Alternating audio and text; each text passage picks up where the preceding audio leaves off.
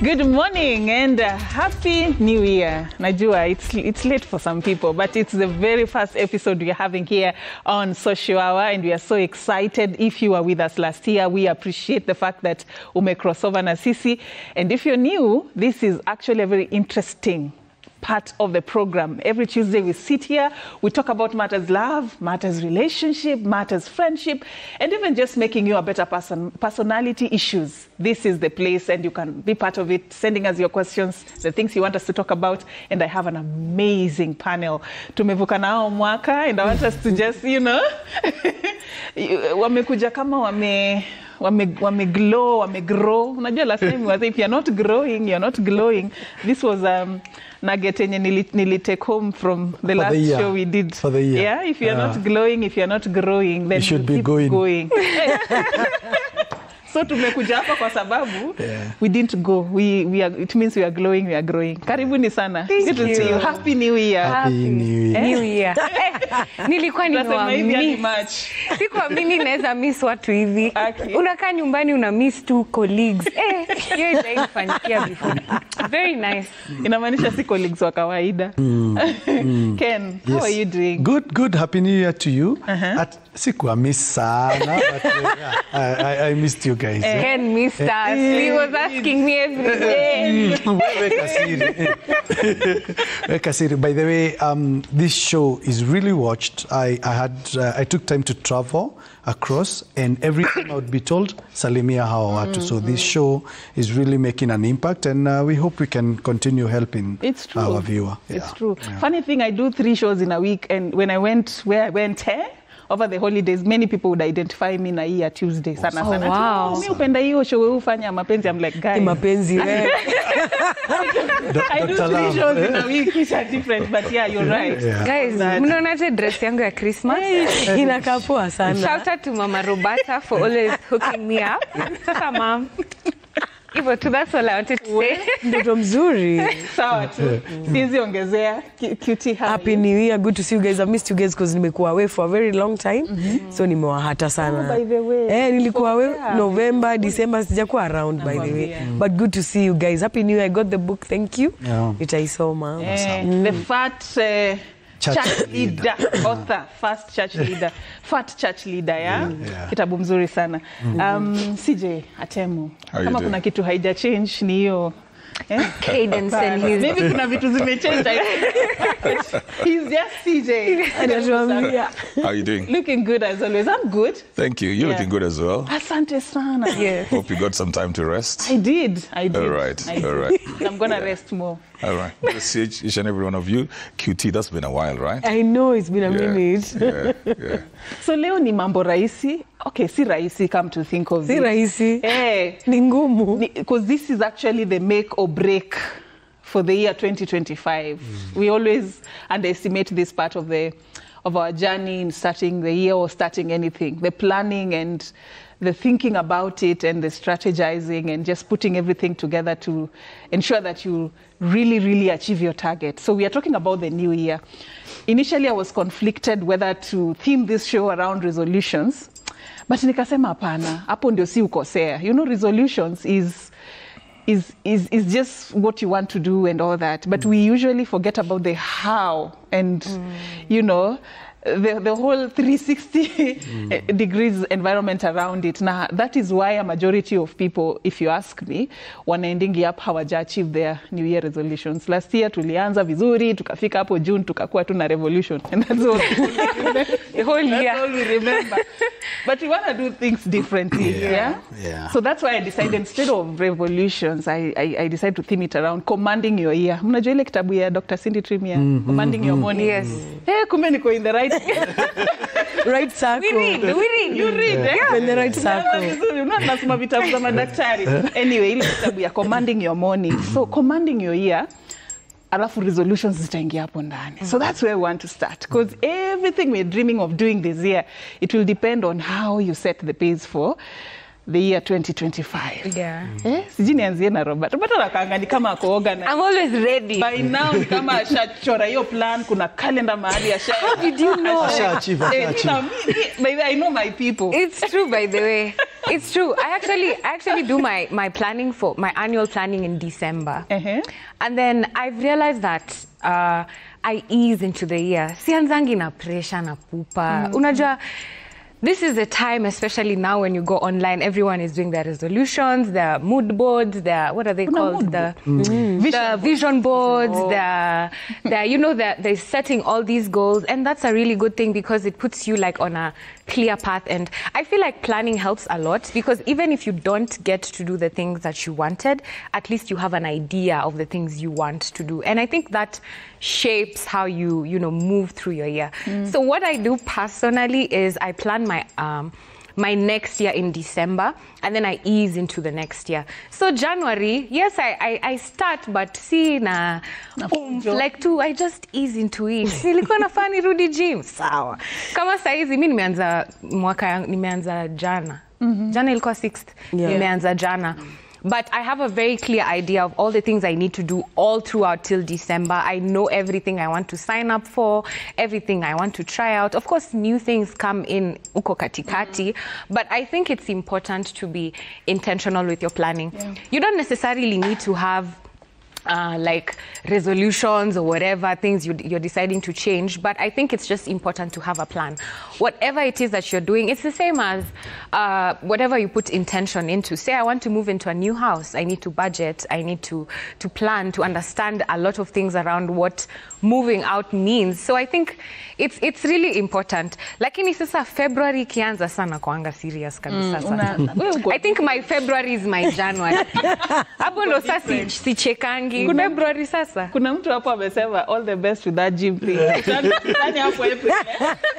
Tani hapo April tuongee kuhusu your gym, how it's going. But QT wewe uko aje? Wewe ufanyangaje? Do you sit down like Roberta with a nice calendar iko na green? Kuna marker umeweka pink, like are you that organized? No, I usually have a notebook, and how I do it. Unajua jina resolutions inasoundigi so heavy sometimes. So sometimes I just put them as nanzagana to-do list and then goals. Mi uzieka hivyo. Each and every time I put as to-do list kwanza. Unajua to-do, unaona ukieka to-do list, it's things you're supposed to do. Hata wewe cute. Guy. Acha nikwambie Safin, nilirealize nikiandika vitu zina actualize. Unaget, ukiandika vitu zina actualize, but if you have ideas in your head and they just stay there, they'll just be ideas. But ile time unaziandika chini zinaendanga ziki actualize. So what I do, I have my notebook with me. So mi uandika hivi, naandikanga za January, zile zenye lazima nifanye by January. So niko na short term na niko na long term. Yes. Hivyo ndo mufanya. So niko na long term goals, short term goals. So what I do, zenye na need kufanya January kwanza, and then zenye na need to do like the first quarter until March, and it happens that hiyo first quarter ndio birthday yangu inakuanga. So kuna zile lazima nifanye until my birthday in March. Then kuna zile lazima by June nikuwe nimezifanya, and then now by December. That's how I categorize mine, because I realized ukieka resolutions, resolutions zinaka vitu kubwa, zinaka heavy, unaanza kusema hata hizi resolutions by the way utapata watu wengi watakwambia same old, as in it's just a new year, same old me. It's because to make them realize resolutions is such a heavy word and it's so big, na utakam realize most of them you don't achieve them, but it's because hauangalii pia hizi ndogo zenye umeachieve. We tend to overlook the small ones that we're doing. Wondaka tu zile kubwa, nataka kujenga nyumba kubwa, but before that nataka kutravel. Do you like have that passport? So unajiambia by March nafaa kuwa nisha apply hiyo passport, nafaa kuwa nishaanza ku apply hiyo visa. Those are the steps. So mimi ufanya steps before nifikie hiyo kitu. Si muanza kuambia story ya kutravel January na travel huko October. Kuanza kuambia by the way alienda hii last year na niliwaambia January ndo niliwaambia na nilitravel October by the way, unaget. So that's how I start. Mimi huanza kujipanga hivyo. So kama ni kujenga, umeget hiyo land, umeidentify hata unataka kujenga wapi. So useme tu unataka kujenga, then utulie, useme ndajenga hiyo time ikifika. Ni uanze ku identify nitabai wapi, niko na land wapi, nitafanya nini. Kama ni kurudi shule, you need to understand like ni course gani unafaa kwanza ku apply course huko November December. Usingoje January. Saizi watu washaanza kuingia shule. So ukienda saizi utaambiwa. So start with the short term. That's how I do it. January mimi nisharudi gym by then, nilianza last week. By but inanisumbua juu nasikia usingizi ingine mbaya sana. So bado na struggle, but I started last week. So hivyo ndo mi ujipanga. Anza na short term, enda na hizo za first quarter, second quarter, third quarter. Na by the time ifike deck, you'll realize by then nimefanya vitu mo. But ziandike. Trick ni kuziandika. We need somebody else on this panel. Kuna mtu anafaa kukaa hapa. Because, I mean, our demo wamejipanga. I'm not expecting anything different from Keno. Because huko, by the way, mi najua huko kuko sorted. Ni hapa nilikuwa natafuta mtu mwenye anaishi a day at a time. A day at a time. CJ, we're talking about commanding your year, and this is actually usually the trickiest part, because how you begin a journey depends on how you have authoritatively owned it, and you have an idea of a clear path where you're going and why you're going and when you need to get there. Na hapo ndio watu wengi ukosea. Tunaanza tu mwaka, for lack of a better term, kwa watu wa mtaa wengi kwa hii panel. Yeah. So, what does it take? What should we be looking at around this time? Kwa wale wamechelewa kama mimi, wachana na Robert. You know, I'm a believer that you don't own your life. Your life is a gift given to you by God. And so, if you're going to be living life, your script must be around the script writer. You see, all of these things that we want to do, we mostly will make assumptions. We have the time to do them, or we will always wake up to do them. So that assumption is what we remove first of all by going back to the script writer. So I'm a believer in the involvement of prayer in the planning of your year, so that you get to know what God wants you to do in that year as well. It's good to have all of these other plans that we have. We see the fulfillment of life is not really achieving what you want to. I had a webinar yesterday night on how to start, and I said whatever goals you have must be aligned to something bigger. So if QT is going to the gym, what is the gym for? If you lose that, then you may not even sustain going to the gym. Are you trying to be healthy?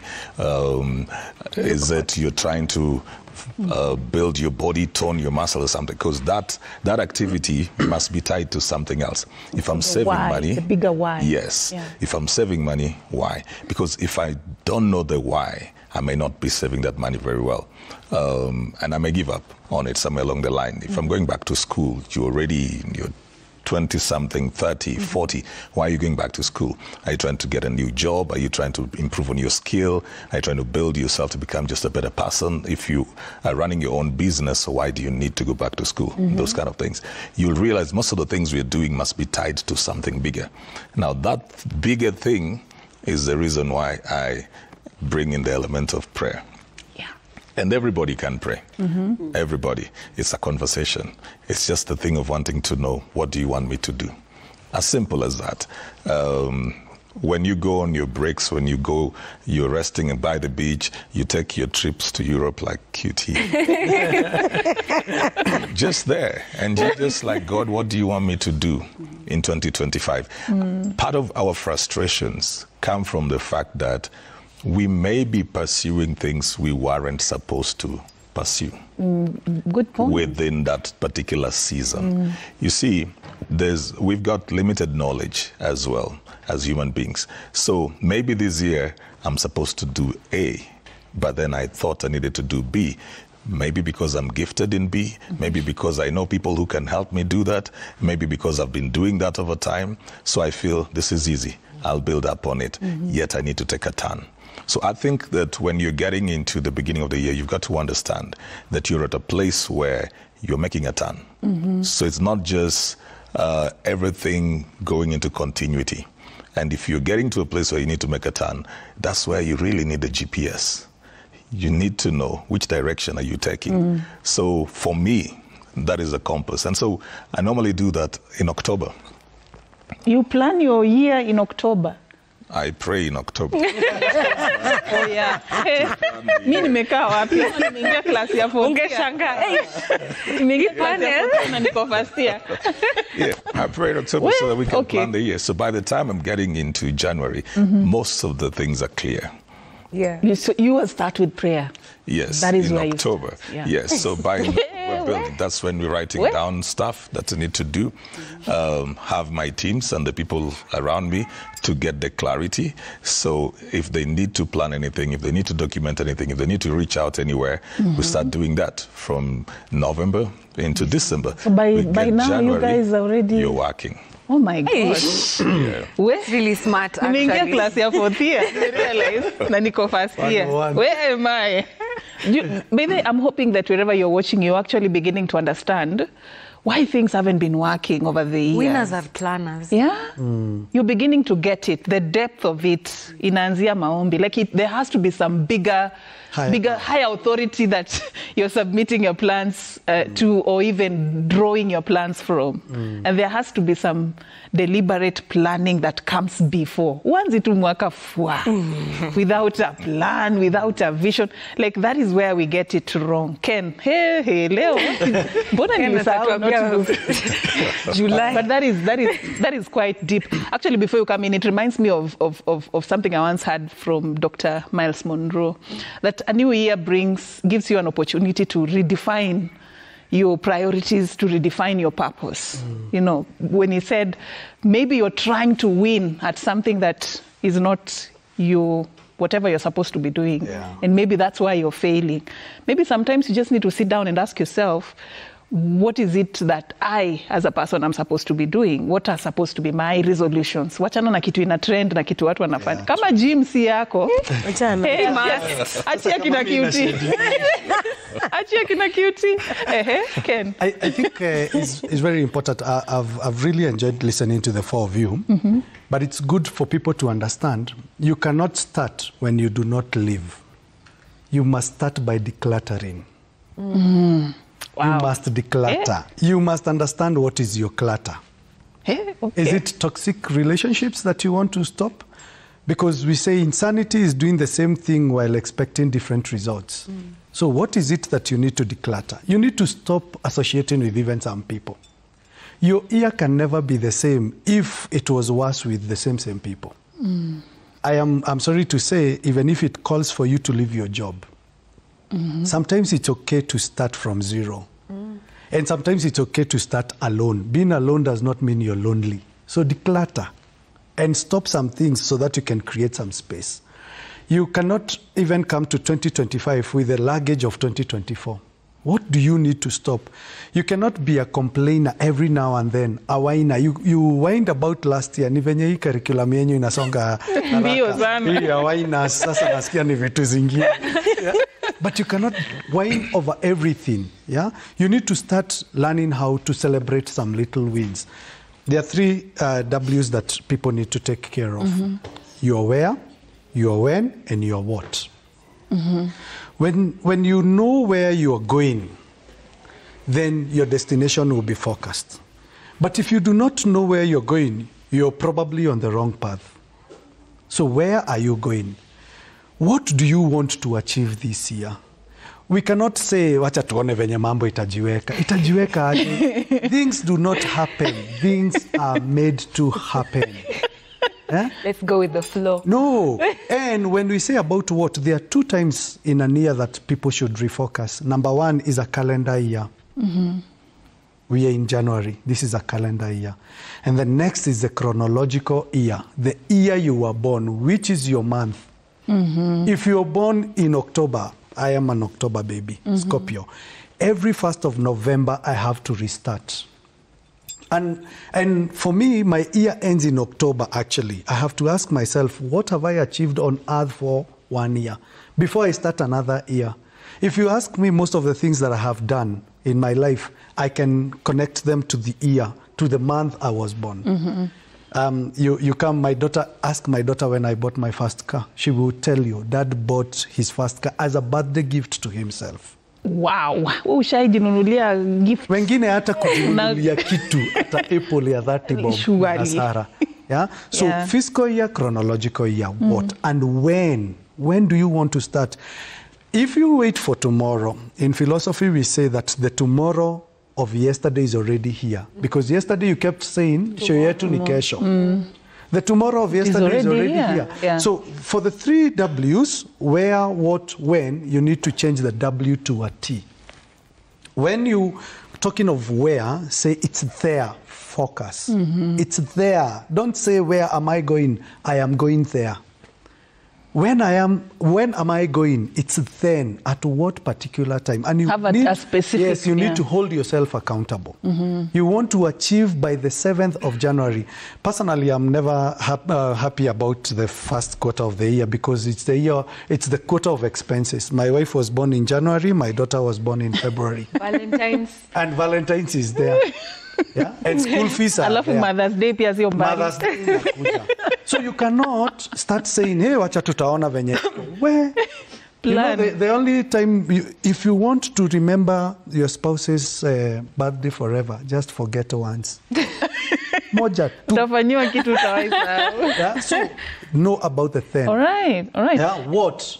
It's that, tangible. All right. Tangible. I like what you've said, and for me, this should be applied in every area. You see the way QT broke it down to short term and long term. I also feel you should break it down to what goals are you setting for which area of your life. Yes. Let it not be a general plan. Career-wise, the 3 W's apply. Spiritually, these 3 W's apply. In relationship, these 3 W's apply. This is what I want to. This is where I'm going with this relationship. Na hii mwaka, define that relationship. Hey, bana. Stop going with the flow, guys. Stop it. What? Jua where you are and who are you with, for what reason. When? Tunangoja kuona vile itaenda. Define that thing once and for all. It's true. Anyway, I hope mmepata idea na jaribu kusema. Roberta, CJ said something about really setting goals or doing what, like, wewe unafaa kufanya. Like, how do you, when you're coming up with that beautiful plan for the year for yourself, how do you get to understand what you really want that is not influenced by society, that is not influenced, so that you don't end up chasing everything around that is not really what you should be spending your energy on? How do you really get a clear plan for you that works for you? You know, I like what everyone has said, because something that I'm picking collectively from this group is we're very specific. Even if it's not intentional, it's kind of like when you start planning things, you have to focus and you have to be specific about either what, when, where, why, to-do list, all the things that have been said here.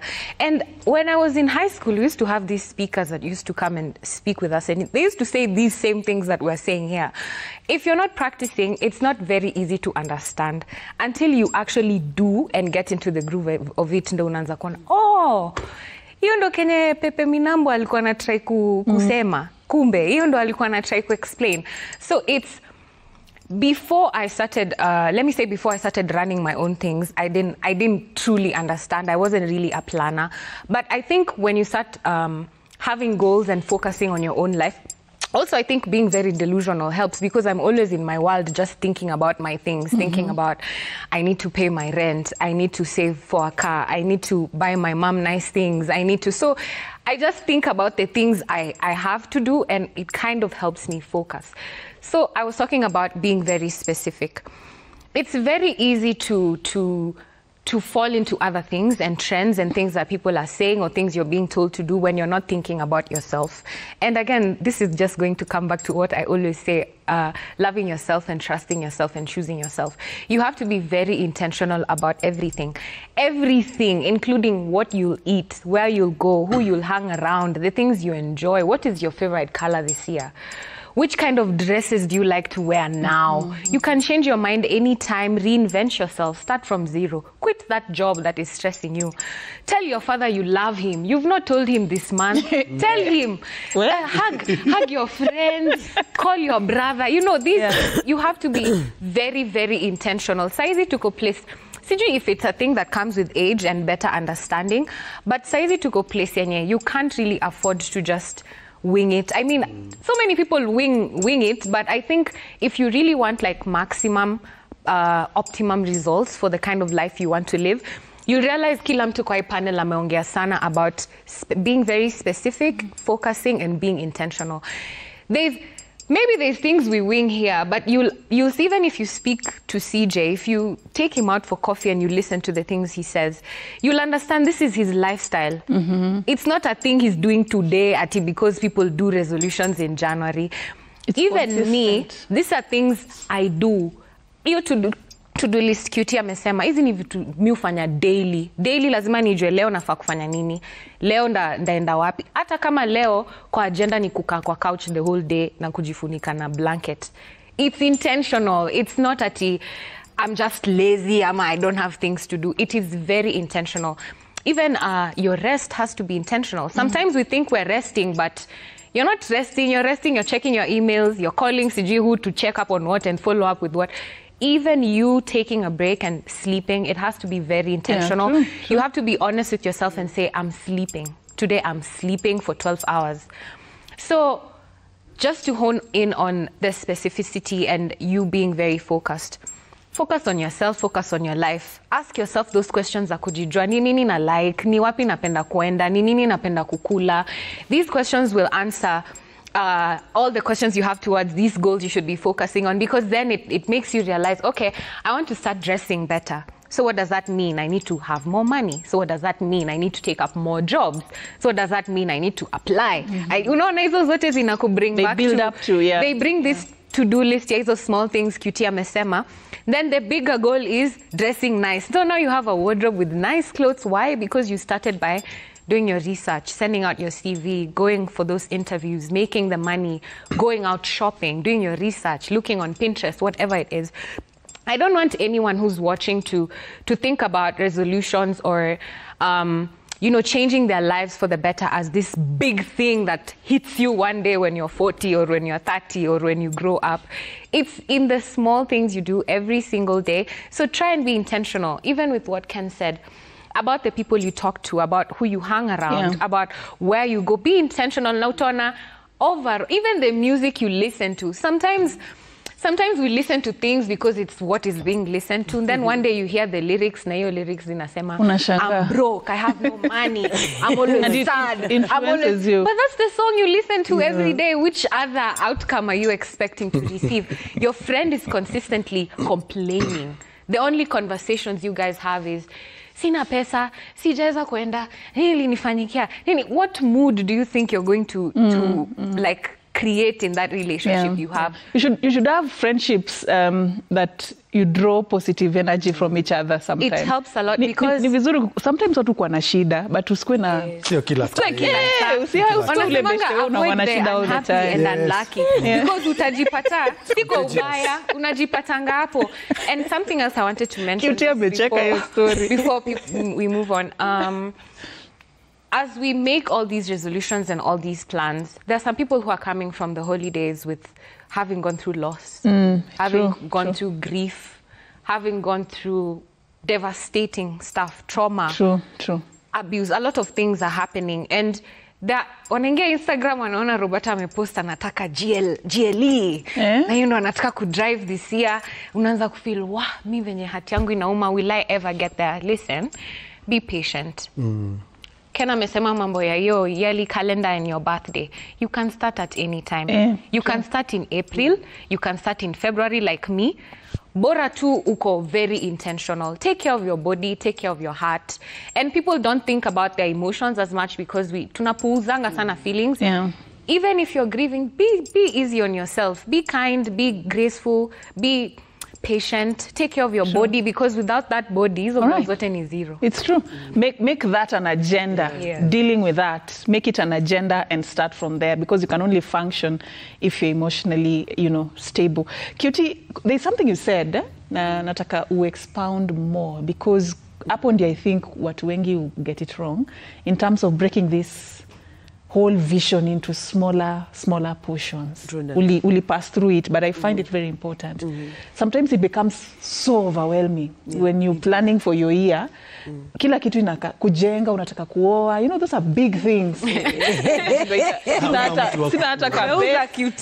pesa, nataka nyumba. So how do you make it how do you make it practical? You know, just talk to us more about what has worked for you, and just talk to viewers also on how to break it down. The plan is good, but the plan is good, yeah. The approach. You can see the vision in 2025, but getting there. So let me just give an example, like when I wanted to go to the gym, yeah? You see, that time, before I started, I had to start at home. So my trainer used to come at home. So I started with, okay, I used to say, life begins at 40. I want to go to the gym when I'm 40. I want to start working out when I'm 40. You know, I used to, you know, what she has said, some things come with age. Kuna zile vitu za unaambia, ukifika 18, ndio unapata idea yako, unaanza make decisions. Ukifika 25, ukifika 30, there are things that come with age. Hata whether we like it or not. Kuna vitu huwezi ona ukiwa 18, kuna vitu huwezi ona ukiwa 25. You know, you need to get at a certain level. So when I started, I used to be like, sina haraka na gym. But then I came to realize, I started feeling heavy. I started feeling like, nikipanda stairs na hema sana. Nikifanya nini, yani movement ikaanza kukua sasa ni ngumu na feel, hey, I cannot carry my body anymore. So I started saying to myself, if I wait until I'm 40, then it's gonna be trouble. Hata sitaweza, hata sitaweza. So someone challenged me, and also the people around you. Venye tumesema mabeshte wako wanamata.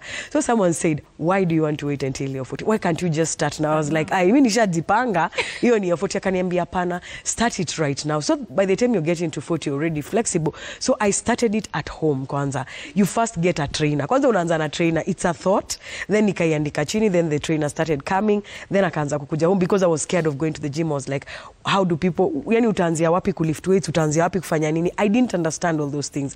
And when I started, it was about me losing weight. But then you come to understand, once you've lost weight, then what? What CJ said, what's the next, what's the purpose of it all? So ukisha lose weight, okay, ume lose weight, ulikuwa maybe 60, uko 50. Sasa unafaa kufanya nini na life yako, unafaa uache. So you begin like understanding like it's a process. So sasa you need to stay fit. So that says in understand, by the time I'm getting to maybe 50, hata hiyo 40, ama 70, nataka kuwa nimesimama, wima. Sitaki kuwa nafanya vitu zingine. Una get like, I want to be fit. That is the lifestyle that I choose for myself. So venye tu CJ amesema, I'm picking everything from everyone. Like the people around you really matter. What's the purpose for this thing that you want to do? Nataka kwenda shule. Okay, nataka kuanza shule saizi. CJ soma. Maybe nilipatanga job nikiwa hata 20. But right now I really want to go to school. Umeangalia kosa yenye unataka kufanya. Like si necessarily, si lazima iendanishe na career. Because it could be something. Maybe you want to grow your career more. But sometimes you're like, I want to challenge myself to something else that is new. So start looking for that career online. Utaenda shule gani? School fees ni how much? Wanaanza lini? Applications zinaanza lini? Because if you don't break it down, utashtukia, aya, January imefika. Aya, watu wanaendaga shule January nilifaa kwa, hey, by the way ulichelewa. You should have applied for in September because applications mobs zianza September. So if you don't break it down, utajipata tu ndio hii January imefika. And what Ken said, nilicheka juu mentioned something about my birthday. Always on my birthday, lazima nianzishe kitu. I always say that you need to love yourself. So something inazaliwa. Lazima kitu izaliwe time ya March. That's why nimesema by March na kuanganisha JK hizo goals. That's why nilisema naanza na January. January ilikuwa lazima tuamke, tuanze life like lazima nirudi kuamka 4, June ilikuwa nimeanza kuamka 8. So hata hiyo kitu kidogo. You see those small things that we are saying. So nitaanza aje kuamka 4. Unajua body ilikuwa in shock yesterday. But then it's like a joke, but it's actually true because yesterday I struggled so much. I had to take a nap for like 2 hours over lunchtime. Like nilikuwa so much. Unaona ni juu sikuwa nilikuwa nimejiambia sintaamka tu 4, but nilirealize hapo sikuwa nimepanga. I overlooked that small thing. So hizi vitu ndogo tutazi overlook. Like watu wao kurudi shule. Watu wao wanafaa kuanza by the time tumemaliza Christmas hiyo wiki, watu wanafaa kuanza tu wameanza kusleep train mapema. It's as simple as that. So mtangoja hiyo Monday ifike. Sasa hii Monday nyelifika ndio mnaanza kulala mapema. Unachekizi vitu ndogo ndogo safini. Si tunaangalia uko mbele, the bigger picture. I want to build, I want to drive, I want to do what. Venye Bobby amesema, umeapply hiyo job.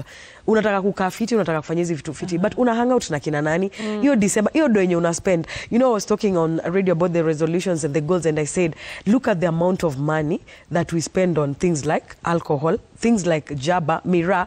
Utafikiria, it's not a lot of money, but it's a lifestyle. You need to sustain this lifestyle. Yeah, unapiga sherehe. Hii sherehe, watu watasema, jaba ni kidogo sana, miraa ni pesa kidogo. But unaifanya frequently, weekly, ebu angalia una spend dongapi na hiyo sherehe yako, hiyo lifestyle yako hiyo yenye unasema hiyo ni pesa kidogo sana. Watu wataangalia waseme huyu hata spendigi domob, hiyo sherehe yake ni kidogo. Look at the amount of money that you're spending on certain things. Why don't you put that money into those bigger goals that you want to spend on? So ni hizo vitu ndogo ndogo, that's what I'm okay. Kuna watu sasa hivi kama ungekuwa wana spend hiyo pesa kwa school fees wangekuwa na PhD. Umesoma mpaka hata hiyo diploma, tumeanza na hiyo diploma. Watu waache jabu waende shule.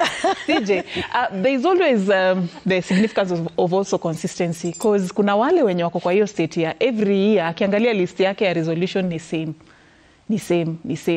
And the reason is because either aja make any move or they didn't invest what they needed to invest at that time.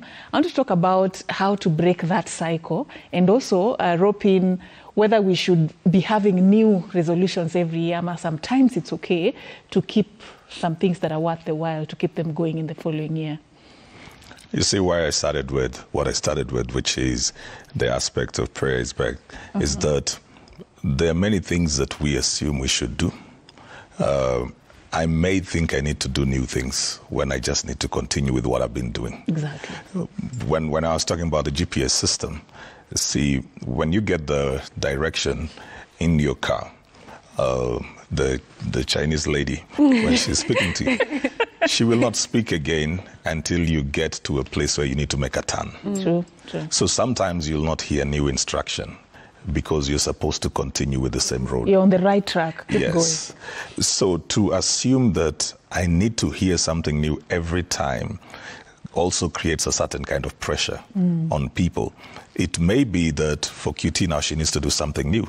It may be I need to continue doing what I was doing. Yeah. So if I decide that because QT and Bobby and Ken are doing new things, I also want to look like I'm doing a new thing, I will abandon what I should have done. And that is how people sometimes get into unfinished projects. The project may be you. It may be that your growth is taking longer because the things you are dealing with was so deep-rooted and deep-seated in you. It will take a bit of time for you to get out of it. If you're building a business, for example, it will take time to build a business. If you're a founder, an entrepreneur and a founding one, it may take time to lay the foundation and get that business to a place where now it can stand on its own. So you may not need to do new things. You may need to have the consistency, discipline. I was telling guys yesterday about discipline is getting comfortable with things that are boring because you're doing routine. Same thing over and over and over and over and over. You're past the excitement, you're past the emotions that it brings, but then you know where you want this thing to take you. So as long as I'm clear on what I need to achieve, and I know I have not achieved it, there's nothing wrong with staying on course. That consistency is important. Sometimes we try to do many things at the same time and never achieve any. You have to do one thing until you get it right. But just make sure that you're not being lazy about it, that you know that you're doing your best and you're making progress about it to get to where you need to go. It's not procrastination. It's not laziness. It's not you beginning things and then you get to February, you get bored and tired. Then you say, I'll pick it up next year. Then the next year, it's the same resolution. But when you really look at your work ethic, it is not good. Consistency is when you have been doing the same thing over and over with the same energy. If you're doing nothing, that's not consistency. That's procrastination, pushing it into the future. But if I know that I've been working on this, but I've not gotten there yet, then I keep on it. Yeah. Every day it gets better. And it always seems easy to push it forward. Postpone, yeah? Usually maybe tutafanya next year. You know, sounds very easy and convenient. But then you realize we are not in this world like forever. I mean, if I may just add, I think we also need to appreciate progress. Yes. Appreciate progress. Yeah, true. Look at where you started from and where you are. That will tell you whether you'll actually get to where you're going. You have to look at the obstacles that you have faced to even get to where you are at. Because you may look at yourself and think you've not done too much, yet the investment to do the little is so much. You had a lot of things to overcome, both internal and external. You probably didn't have the money to start what you're doing. You didn't have the friends and the support system. You didn't have the skill. And then you have attained some of those things to even do the little that you have done. So even in achieving your goals, don't compare yourself with anybody because you don't start from the same reality. Sometimes people give up because they think they're not doing well enough. Yet you have had to overcome a bit more to get to where you are. That's true. When you know I have overcome this, look at the price you have paid, then you will know this thing is working. I'm going to get somewhere. If I stay on course, I will get somewhere with it. Then you stay on it. All right. Wow. Nakuambia, wherever you are, kama bado hujatengeneza mikakati yako ya 2025, we hope we've done you justice. But then Ken, very quickly, you know, one thing we all share in common at where we're sitting here is time. We come from different backgrounds, working under different circumstances. Even viewers at home, some have jobs, some don't have, some are single, some are in relationships. I mean, we operate in very different dynamics, but the most common factor is time. Yeah. Sisi sote tuko na 360 what? 65. Sasa imepungua. We all have this amount of time, and it is cutting across. But you will find that some people will utilize this time better than others. What would cause that disparity? And talk to people about how to really effectively maximize 2025 if 2024 didn't work for them. I'll say it's because of two things, yeah? Failure to plan is planning to fail. Hey, karibu tumalize show kama hiyo kitu haijasemwa. Hey, now this show is a show.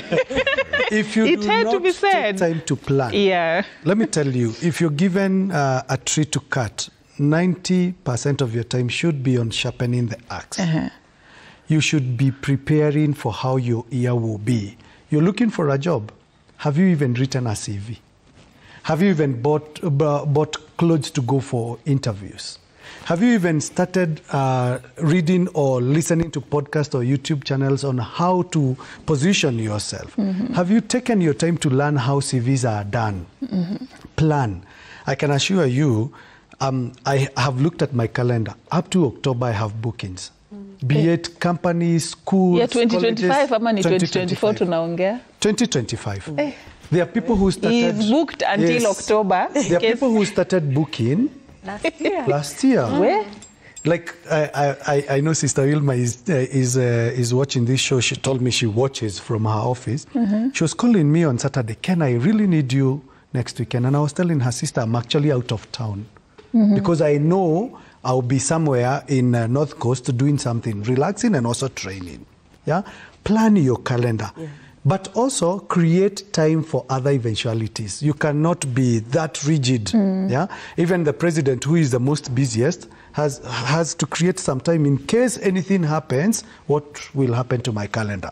And number two, I teach on emotional intelligence, and I tell people, in emotional intelligence, there is nothing like time management. Nothing. It's about self-management. You learn to manage yourself, you will learn to manage your time. Stop self-destructing behaviors. Most of us waste our time on unnecessary things, unnecessary people. You are not as loved as you think. That's by everyone. By everyone. So know whom to give what. Your time, yeah. On Saturday last week, I have some personal interest in real estate. I was just sitting with my business partners and I was telling them, this is how my calendar looks like. Yeah? But I also have to give time. So can we sit down and strategize? Up to what level can we be able to do X, Y, Z? How do we manage ourselves so that we can manage the company? I am also employed. My employer expects quite a lot from me. Yeah? And we sat down and we did the strategy. But there's also something, the last thing, and CJ alluded to it, find your why. Find your why. In 2025, if you do not find your why, you will only look at the outcome. You forget something very important, the process. It is not as simple as you think it is. We see people graduating in universities and they are throwing and tussling the cup and you think, hii ilikuwa rahisi, until you see it. You see footballers playing for 90 minutes. These people have practiced for 6 days early morning schedules. When I have free time, I look at some managers of football and I listen to their philosophies. And you listen to how they have to wake up pretty early. She said, waking up at 4. You cannot sleep at 12 and hope to be sober at 4. Yeah. You have to compromise. You have to go through pain. And if you're not ready to go through pain, the most successful people have learned how to delay some gratifications. You cannot be successful if you will spend a lot of time spending your money on unnecessary people. All right. Yeah, investing on the wrong things. Invest in the right things. All right. Build your networks proper. It is easier to be told, I know Roberta. Contact Roberta. She will do a great job. As opposed to Roberta going through the channel of looking for jobs, network with the right people. To prove people. herself, yeah, true. Hey, who is your network? Your network is your network. Net worth, yeah. Hey, you ni ancestors wamentumia from nowhere. I am wise people. Here I am. My name is Safin. Anyway, we close the show this morning, and must you write it down as we give our parting shots? Just 15 seconds each. Let me start with you, Roberta. The power of writing down. Write it down. Write it down. Kuna vitu zingine muandika na sahau. Nikiangalia December naona niliachieve hizi vitu na niliziandika January hata sikurudi kuangalia. Write it down. Something else I want to say nikimaliza. Tupa hizo underwear na mapanti zenye ziko na shimo. Don't wear it. Commercial break. All those clothes. Where? You know why I bring that up? Declutter. Throw away those shoes that you don't wear. Let me tell you, these things, they bring poverty. They follow you. It's a lot of feng shui. And I'm saying if you can, kama una otherwise, then and that's your best. Then that's your best.